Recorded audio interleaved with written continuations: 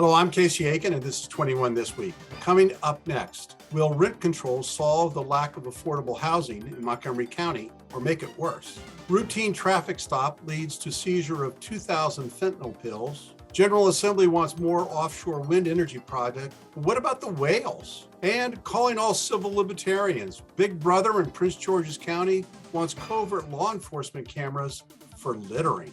Our panel of insiders will give you the story behind the story. We're joined by former county council member and CEO of SkillSmart, Mike Knapp, and Secretary of the Maryland Republican Central Committee, Mark Uncapher. Stay tuned for these stories and more on the next 21 This Week.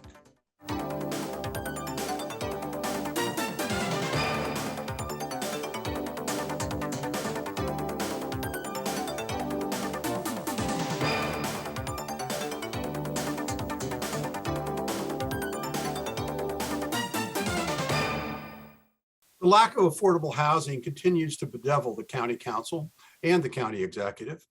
Just 2 months ago on this show, we discussed how the county is woefully short of meeting the needs for all housing units, not just affordable housing.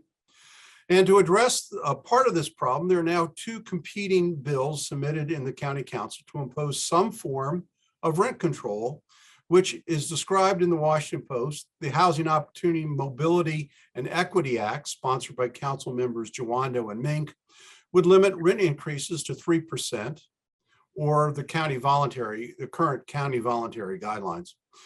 While the Tenant Assistance Protection Package, sponsored by 6 members of the council, including Fanny Gonzalez, Friedson, Albanese, Balcom, Katz, and Ludke, would limit annual rent increases to 8% plus inflation. Mike, according to the Brookings Institute, while rent control appears to help current tenants in the short run, in the long run, it really decreases affordability, fuels gentrification, and creates negative spillovers in the surrounding neighborhoods. So if the goal is more housing, won't either proposal negatively impact the housing stock? Yes, I think it will. I think that's the real challenge. And unfortunately, this is an interesting dynamic that takes place in the legislative body in Montgomery County, in that bills rarely get voted down. And so the strategy often is, if you see something being introduced that you are opposed to, then you do something that's not quite as onerous as what was being originally proposed. And so, which is, I think, the strategy here, which is unfortunate, because the answer is we shouldn't be doing rent control, and it can't be some modification thereof. I think you still have whichever were to pass is going to be detrimental. The thing that's interesting is that the current county executive, when he was a council member, this has been one of his babies since, he had 2 things he wanted to do. He wanted to do bus rapid transit, he wanted to do rent control. Those were 2 of his issues. And he's kind of done bus rapid transit, at least in one corridor. And he finally has a council he thinks he can get rent control in. He's got 2 people to introduce a bill. And I think that that's unfortunate, because it's not clear. He was on the council 16 years ago and he wanted to do rent control. And so what problem are we trying to solve? The world is a very different place than it was 16 years ago, and yet that's still the answer to the problem that we're trying to solve. And so I think it shows more a philosophical bent in an effort to try and do something than it does actually trying to solve a specific problem, which is, how do we provide affordable housing? Well, Mike, the easy answer there is the county executive is not stuck 16 years ago. He's stuck in the 60s. So I'm sorry to give you that information. Well, Mark, according to Adam Pugnuko's brilliant and that 4-part, now 5-part analysis, he came out with another piece today. Unless your goal is to stop construction of new housing, rent control of the kind practiced in Tacoma Park is not the answer to Montgomery County's housing challenges. So if not rent control, what's the answer? Well, and that's the challenge, is we need more supply. We have plans to do more transit-oriented housing, which makes sense. It's not necessarily affordable housing, because new housing can frequently be fairly expensive, but creating an increase of supply will long-term have a positive effect. And forgive me, I know this is heresy. I think we also need to look at the areas of the county that have been walled off from potential development in the ag reserve. It may be maybe that we ought to take a look at some opportunities for expanding the available footprint of housing in the county. Look, I mean, I couldn't agree with you more. Building many McMansions in the ag reserve on 5 and 10 acre parcels of land really doesn't solve our solution for housing, and it doesn't really preserve the land either. It's really a poor use of management. It is interesting because it is the classic snob zoning, high acreage, large, but because it has the name ag reserve, which is not really a meaningful reflection, it ends up being treated as a sacred cow in Montgomery County. Well, and I think that that's an interesting point, because I think there have been efforts to try to really encourage agricultural production, and I think but limited. And I think we've got to really focus in on that if you're going to maintain the ag reserve. But I think the other piece we've got to really begin to looking at is also supply. We built Montgomery County as a suburban community, and we built parcels as a suburban community. And we are now a community of 1.2 million people, and you've got to develop differently. And so, it's not going to be everybody gets a half-acre lot. You're going to have to think about what development going forward looks like. And I realize that's a challenging conversation, as the ag reserve conversation is, but that talks about some elements of densification, redevelopment of places, and you've got to have those as real conversations, or you're never going to move the needle. Well, I mean, certainly the council is looking at new ways to expand. I mean, they certainly have proposed using government or county-owned properties for expansion, but and they've done several other things, including liberalization restrictions on accessory dwelling units, housing, and ending the county's housing moratorium, cutting impact taxes, passing tax abatements for development near metro stations. These are all good things that they're doing, but really, it's a drop in the bucket compared to the number of housing units that need to be built in the county. And Mark, at the same time, we're talking about debating rent controls. We're also proposing additional tenant assistance programs that, that's really great for the tenants that are in place, but it doesn't help expand housing, and it doesn't help expand the stock of affordable housing. Well, this is the equivalent of the dog chasing their tail in public policy. Of you create a problem with the lack of supply and development and new creation, and you respond to that problem you've created with another set of problems that really kind of exacerbates the overall issue. Because you're right, it creates very distinct winners, those people who benefit, but it doesn't necessarily increase supply, which is what we need to do.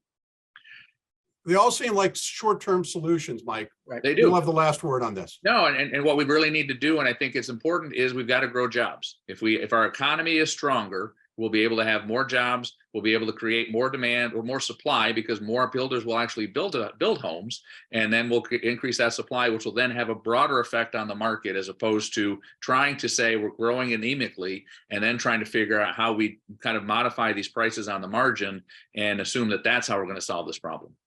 Well, 100 yards from where I'm sitting is the vacant and abandoned White Flint Shopping Center. And the reason the developer gives for not developing there is a lack of jobs. Mm-hmm. Not that he doesn't have the land, a lack of jobs to support the housing units that are going to be built there. So you're absolutely right. We got to pivot now and go on to our next topic. And so according to the statistics issued by the Capitol News Service, fentanyl accounts for the majority of all opioid-related overdose deaths in Maryland. In 2020, the drug was present in 70% of all opioid-related deaths, though due to the overlap between the use of these drugs, the percentage actually may be higher. But in 2020, deaths from fentanyl in the state equaled 1,300 deaths. So it was really a big deal when a simple traffic stop in Silver Spring led to the arrest and seizure of over 2,000 fentanyl pills. Mark, a week ago, we debated the proposal by council members Will Jawando and Kristen Mink to eliminate most traffic stops. But doesn't this arrest attest to the benefit to the community from enforcement of traffic laws?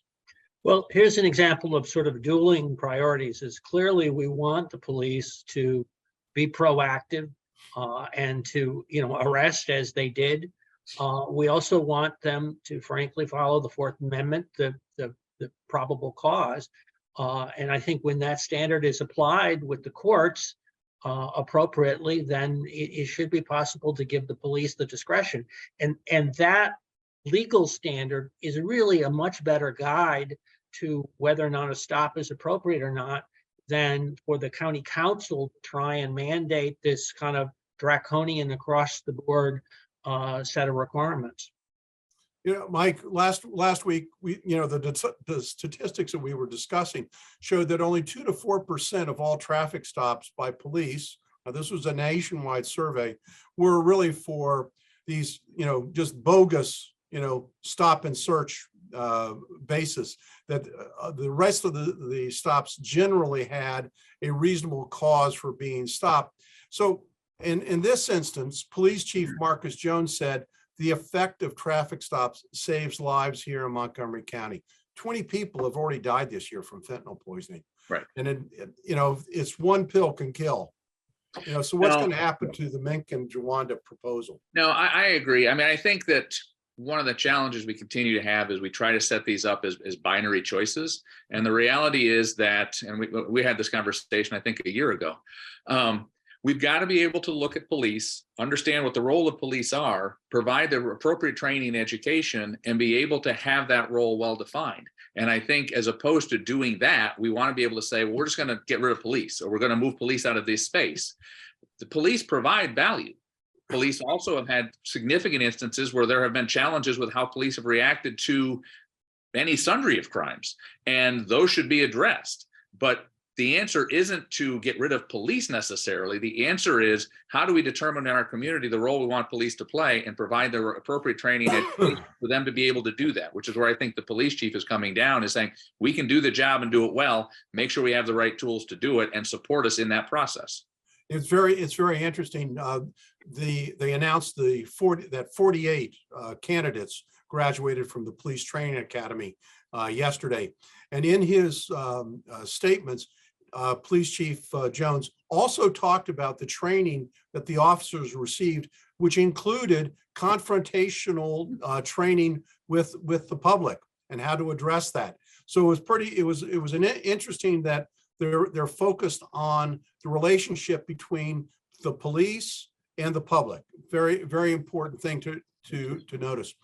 We got to go to a hard break here. When we come back from this short break, does wind energy pay for itself? And you better not litter in Prince George's County, because Big Brother may be watching. Stay tuned. Welcome back.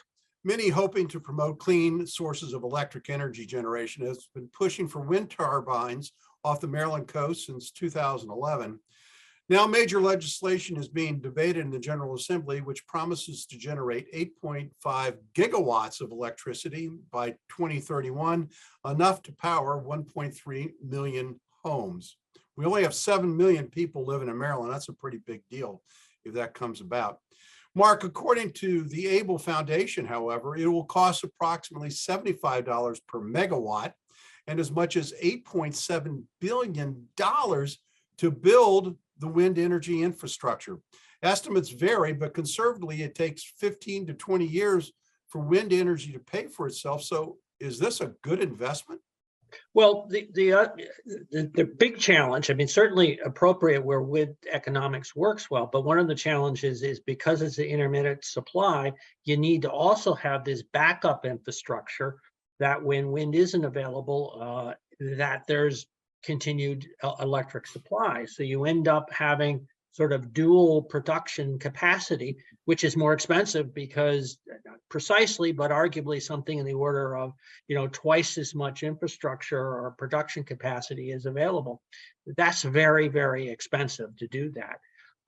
And I think one of the challenges, if I could, is that in dealing with climate issues, we have those who have been advocating have not been as forthright as they could or should be about what precisely the costs are. There's been a tendency to push it off to regulators or push it off to subsidies or avoid it or to not take direct responsibility. And I think it does a real disservice not to be more clear about what the challenges are and specifically what the costs are going to be.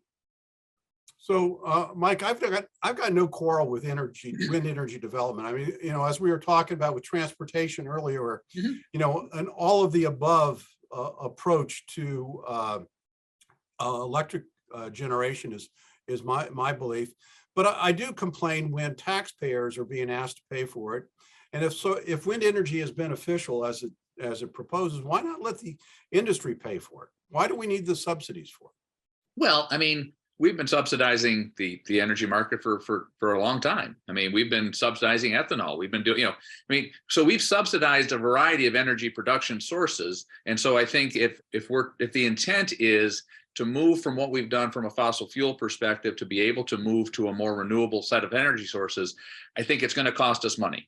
I think that historically we've invested in petroleum production. I think we recognize we want to move from that. If there's a good public policy reason to be there, I think it's worthwhile to say that infrastructure is going to cost us money and we need to make investments to get there. And so I'm not as concerned about that as long as those pieces make sense. I think Mark raises a good point that if you're going to then do that, you've got to make sure we're talking about the right numbers so we actually know what that investment looks like. But it's going to take time for that return on investment to occur.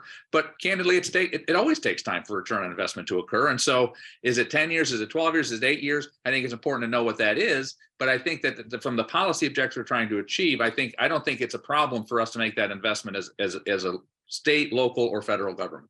So, it was interesting that the state of Georgia just announced that they are going to open up one of these smaller nuclear facilities, which may be the wave of the future. I wonder if something like that would ever pass the Maryland General Assembly. There's a lot of misconceptions and aversions to nuclear energy floating around out there. And if the Georgia plant is successful, it may be a harbinger as to a new direction that we take. No, I agree. I listened to the report the other day on the opening of that plant and what they're hoping to generate with it. I was actually a little surprised because it is smaller, that it doesn't have generate as much energy capacity as I would have anticipated. But I mean, candidly, when you go back and you look at the challenges with nuclear, obviously waste continues to be an issue and we've got to figure out how to address that. But the one everyone always gets concerned about are when there are problems. And obviously, when there are problems, and there have been 3 or 4 internationally that have been very visible, but they happen very, very, very infrequently. And so, I mean, I think to your point, if we're going to talk about, an everything and strategy, I think we kind of have to put that in the mix and at least make sure we're having real conversations about it. And Mark, New Jersey wants to do 25 windmills, and they're up in arms about the whales being killed. Any problem here? Well, I'm, there are trade-offs with just about every form of energy production, and that's a conversation that unfortunately we kind of need to have. We've backed into some choices already, but going forward, there's also some benefit from having energy as we have as a society move forward because we've been electrified. Well, there's a lot of reports that question whether or not the whales are actually being that is as well. I mean, I think I want to acknowledge the fact that there are environmental trade-offs also with windmills, with birds. I mean, it isn't just whales. But again, I think we need to be kind of forthright about what choices we're making and what the consequences there are. And sometimes there's a tendency to avoid that.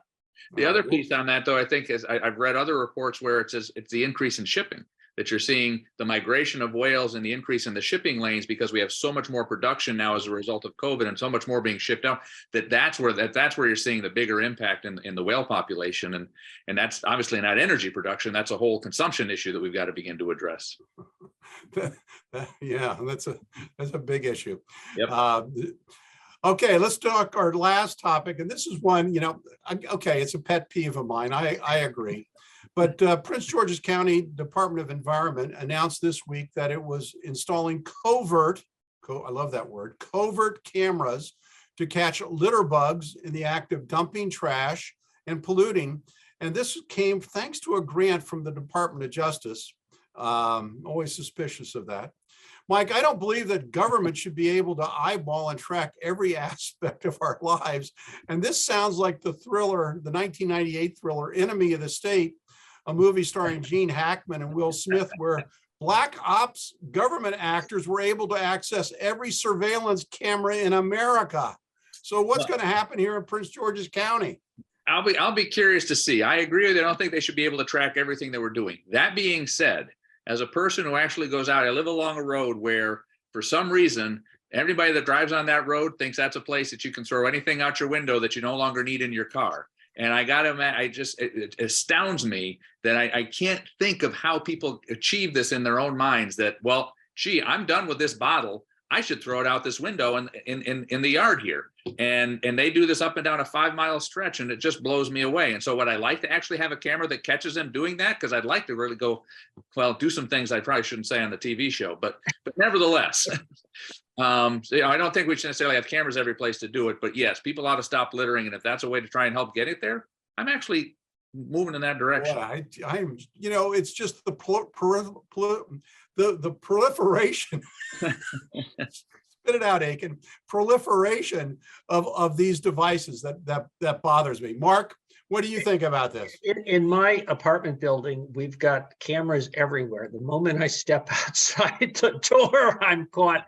But listen, I'm with you in that my daughter loves Alexis and talks to Alexis on an ongoing basis. Not me. Well, I don't trust. But if you have Alexis in your house, it's always listening. You know that. Oh, I know that, and she knows that too. But it's just too convenient. I don't deal with that.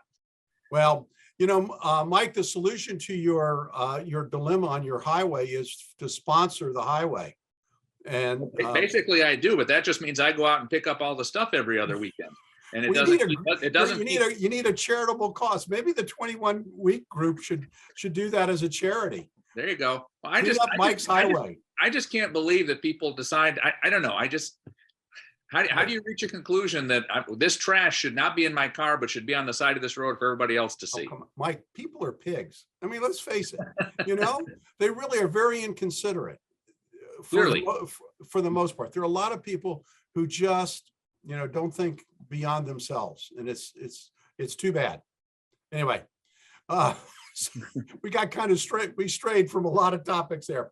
Anyway, we got to stay tuned for parting shots when we come back from this short break.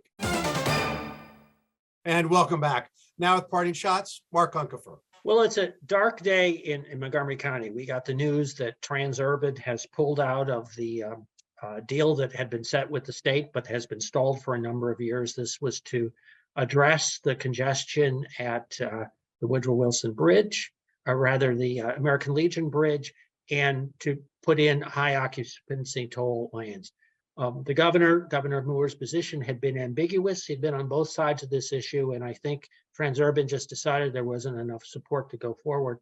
It's unfortunate because I think we need an all of the above approach to transportation, and this was one way to do that. Thank you, Mark. Now with his parting shot, Mike Knapp. Thank you, Casey. We're at the time of the year that is unique to the Washington, D.C. region, and we do the dance every year to try and figure out when this is going to occur. But the cherry blossoms are going to bloom next week, and so it's a great rite of passage. It's a great rite of spring. It's a time when actually the whole DMV comes together, and I think it's just an exciting time, and it's going to happen. And so I urge people to go out and at appropriate and judicious times, so they're not all tripping over each other, to go out and enjoy those and just enjoy the fact that we're in the DC area and the cherry blossoms are what they are. And Mike, my wife is president of the Delaware State Society. Oh, nice. Cherry blossom festivities. And unfortunately, the cherry blossom festivities are not until April this year. So too bad that spring is coming early. Anyway, I want to thank you both for being here. Great topics. We're going to talk about the bridge fiasco next week and the transportation issue, and whether Governor Moore's is going to end up being like Governor Glendenning when it comes to the ICC and fixing the I-270 traffic problem. I want to thank the audience for tuning in each and every week for Montgomery County's hardest hitting political talk show. For 21 this week, I'm Casey Aiken.